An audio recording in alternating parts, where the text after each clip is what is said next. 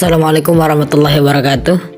Perkenalkan teman-teman, kami dari kelompok 5 kelas 3A1. Protein merupakan makromolekul yang terbentuk dari asam amino yang tersusun dari atom nitrogen, karbon, dan oksigen.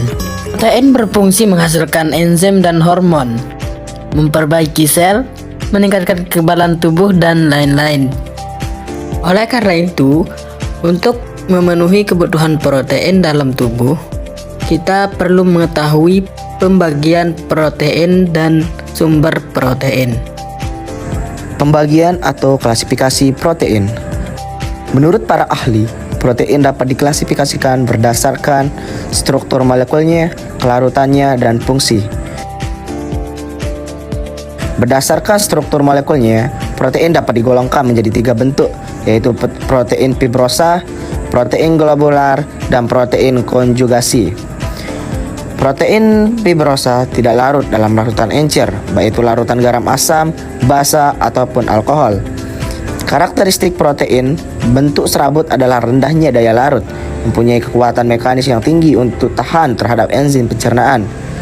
Kolagen merupakan protein utama jaringan ikat. Protein fibrosa ini berguna terutama untuk membentuk struktur jaringan.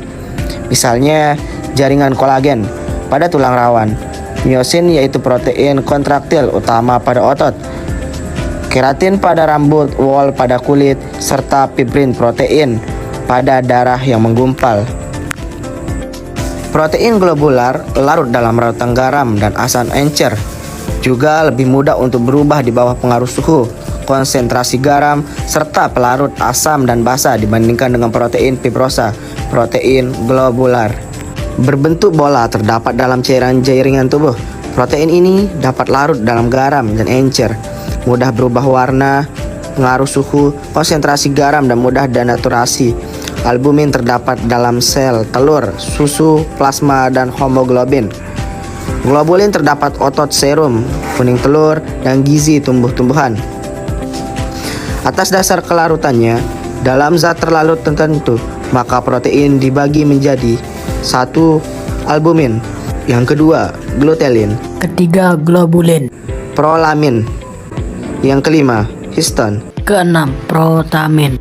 1. Albumin, larutan dalam air dan larutan garam, dan terkoagulasi dalam larutan panas. Contoh albumin telur, albumin serum darah, serta laktobumin atau susu. Yang kedua adalah globulin. Protein ini tidak larut dalam air, larut dalam larutan encer, dan mengendap dalam larutan garam. Glutelin, sifat kelarutannya tidak larut dalam pelatur netral, hanya larut dalam larutan asam basa atau encer. Contohnya glutelin atau gandum, orizenin atau beras. Yang keempat, prolamin, tidak larut dalam air atau alkohol absolut, tapi larut dalam alkohol 70-80%. Contohnya gliadin, zein, hordain. Yang kelima, histon, mempunyai sifat larut dalam air dan larutan garam, tidak larut dalam amonia encer. Histon yang terkoagulasi oleh panas bersifat larut dalam larutan asam encer. Contohnya globin, hemoglobin. Yang keenam, sifatnya larut dalam etanol 70-80%, tidak larut dalam air. Etanol absolut, tidak terkoagulasi oleh panas, dan kaya akan agrinin. Contohnya salmin, ikan salmon, klupein, herin, skebonin, atau ikan marseler. Atas dasar fungsi protein, golongan enzim protein atau cadangan, protein transport, protein kontrafil, protektif, toksin, hormon, dan struktural. Sumber protein, red meat atau daging merah. Konsumsi red meat seperti daging sapi, kambing, domba baik untuk tubuh. Selain sebagai sumber protein, red meat juga penting sebagai sumber vitamin B12 dan zat besi. Vitamin B12 merupakan vitamin yang sulit ditemui pada tumbuhan. Oleh sebab itu, orang yang hanya mengkonsumsi protein nabati memiliki resiko kekurangan vitamin B12 dan zat besi. Oleh sebab itu, konsumsi red meat baik untuk memastikan kecukupan zat besi pada tubuh. White meat, daging putih. Ayam merupakan salah satu contoh sumber protein white meat. Sama halnya dengan red meat, ayam juga mengandung lemak dan kolesterol.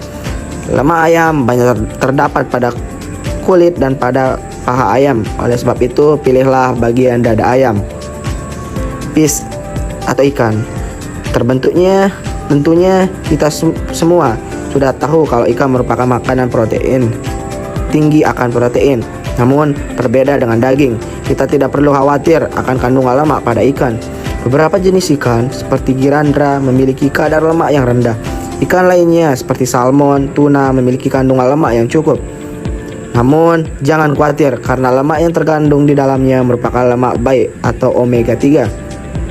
Susu dan produk olahan. 80% protein whole milk mempunyai protein kasein, sedangkan 20% sisanya adalah protein whey. Telur adalah salah satu makanan yang lazim untuk dikonsumsi penggemar fitness untuk memenuhi kebutuhan protein yang tinggi sejak dahulu kala. Why is that? Kualitas protein dinilai memenuhi kebutuhan protein yang tinggi. Ikan teri mungkin akan terkejut dengan fakta ini. Yes, makanan yang sering sekali disepelekan, sering mendapatkan predikat makanan rakyat. Ternyata tinggi akan kandungan proteinnya. Walaupun ukurannya kecil, ternyata kandungan protein mencapai 10%. Selain protein yang mendapatkan kalsium dari konsumsi ikan teri, juga bisa mendapatkan kalsium dari konsumsi ikan teri. Sedangkan sumber protein nabati adalah kedelai. Contohnya, kacang kedelai merupakan protein nabati yang digemari. Hal ini disebabkan oleh kandungan proteinnya yang tinggi, namun harganya yang lebih terjangkau. Susu kedelai juga memiliki manfaat bagi orang yang memiliki laktosa intoleransi atau alergi terhadap susu sapi. Kacang-kacangan. Good news buat yang suka makan kacang. Selain rasanya enak, ternyata kacang tinggi akan protein. Namun bagaimana lemaknya? Tidak perlu khawatir, karena lemak pada kacang merupakan lemak yang baik dan kesehatan jantung. Biji-biji seperti misalnya gandum memang lebih banyak dikenal sebagai sumber karbohidrat. Namun, tahukah kalian, biji-biji juga mengandung protein? Pada gandum, kandungan protein bisa mencapai sekitar 99%, suppressing fast. Yes, namun demikian, konsumsi grain sebaiknya dibatasi, terutama bagi yang sedang menjalani diet karbo. Polong-polongan atau kacang polong. Beans atau polong-polongan misalnya seperti kacang polong bukanlah sayuran yang biasa dikonsumsi oleh orang Indonesia.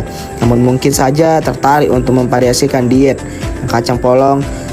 Setelah mengetahui kacang polong juga mengandung protein selain serat, vitamin, dan mineral.